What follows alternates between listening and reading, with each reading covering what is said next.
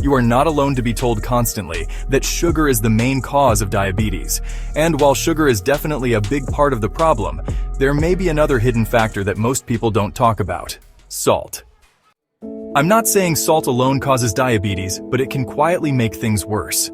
Salt acts as a metabolic amplifier. It increases inflammation, makes the body more resistant to insulin, and may even harm the pancreas where insulin is made. This isn't just a theory. Scientific research, both at the cellular level and in population studies, supports this idea. It's time we paid more attention to it. Let's begin with what we already know about type 2 diabetes.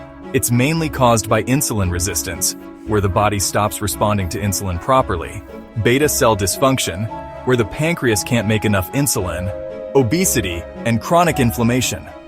The common culprits are too much sugar, eating a lot of refined carbohydrates, and lack of physical activity. But here's the question. If sugar is the main cause, why do so many people who develop diabetes also eat high-salt diets, especially from processed and packaged foods? Alright, now let's talk about what salt actually does inside the body.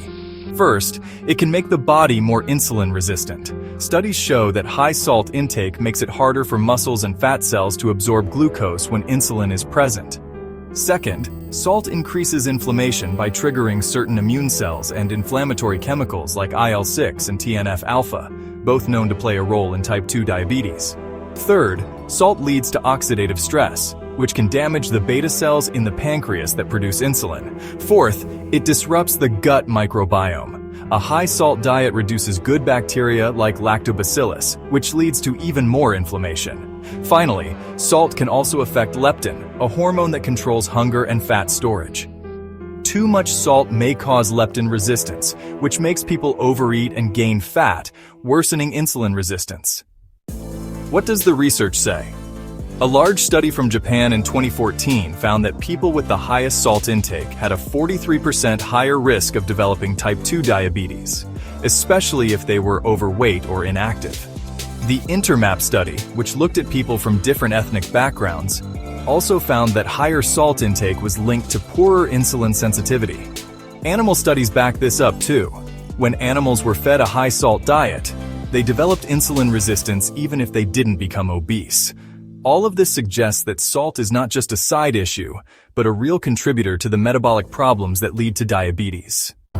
Most people don't realize how much salt they're eating.